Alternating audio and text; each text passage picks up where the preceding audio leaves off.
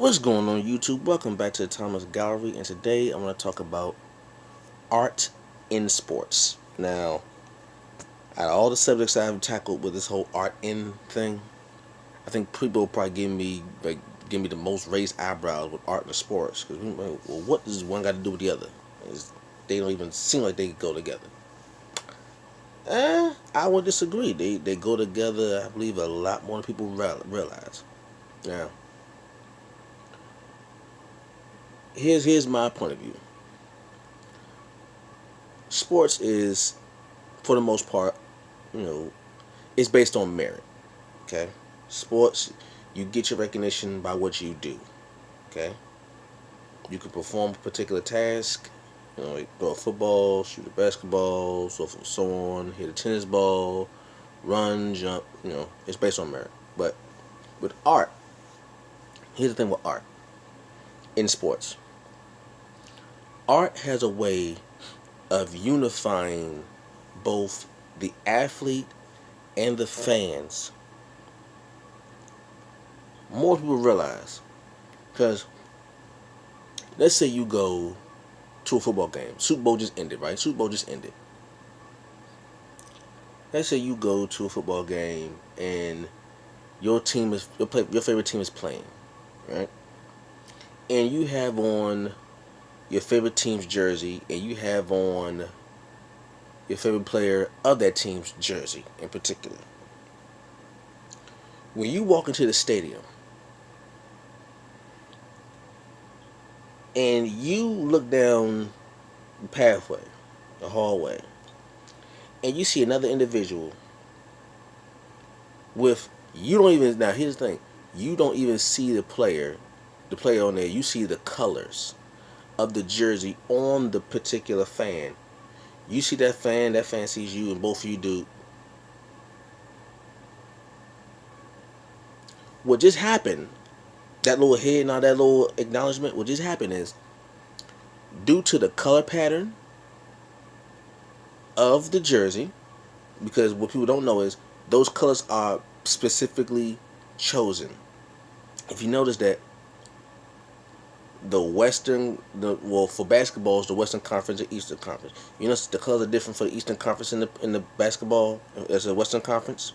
That's on purpose. If we got the AFC and the NFC in the football, do you know that there are specific color patterns chosen for the AFC teams and the NFC teams in NFL? Okay, they're actually chosen like that, and you can tell who's on the AFC and the NFC by the colors alone. Think about that. You notice how the AFC team usually have like a very like kind of pastel colors, I should say, very dull colors, I should say.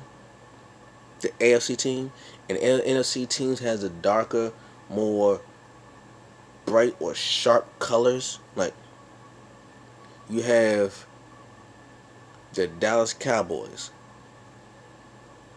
It's a very specific blue, a very specific gray. Okay, the blue is very dark. It stands out with the gray. However, you have the Patriots, AFC, very light grays, light reds, blues, things of that nature. And this goes throughout the entire league. Then you have the logo. The logo is probably the most obvious form of art. The logo, because it's the largest identifier of that particular team or of that particular individual player. The logo. Okay? The logo is simply a symbol that identifies that particular team or that particular sport.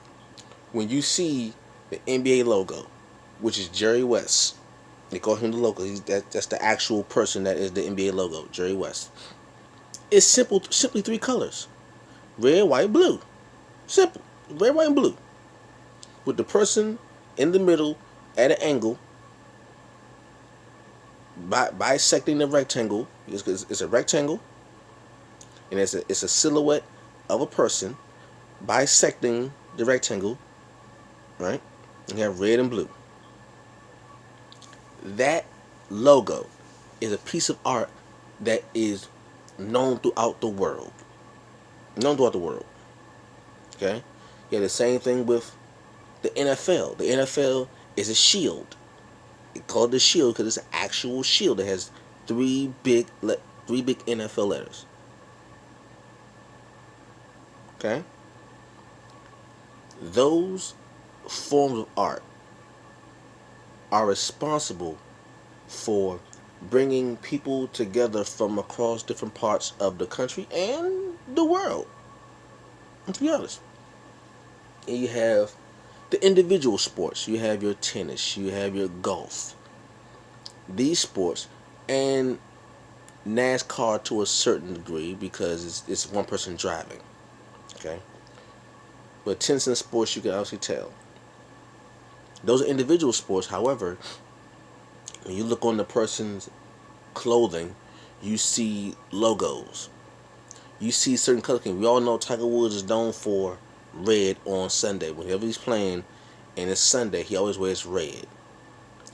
That's a particular form of artistic aesthetic that identifies him amongst the crowd. Like, you know, okay, Tiger Woods is a golfer, and if you want to know what day it is, and he's playing, he always wears red on Sunday. That form of art right there is an identifier. You look on the golf ball. You have the logos. Those logos are artwork that identifies that particular player with the company that financially supports them. Same thing in tennis. Same thing in tennis. You have the logos of the particular events for tennis. Wimbledon, all that stuff. Like, when you see a particular logo, you say, okay, I know what sport this is because this is synonymous with that sport. So I know what sport I'm looking at. Right? Art plays a very integral role in sports that people really recognize. It identifies a location, it identifies a team, it identifies a player, it identifies one fan to the other, it identifies companies working with the particular player. All these things come into play. All these things come into play simply based on the art that goes into sports, and billions upon billions of dollars are put into art alone when it comes to sports. Forget the technology that makes the best clubs and the best footballs and the best baseballs, all that stuff. That's part of it. But billions of dollars are put into just the art that goes in the sport that makes it recognizable.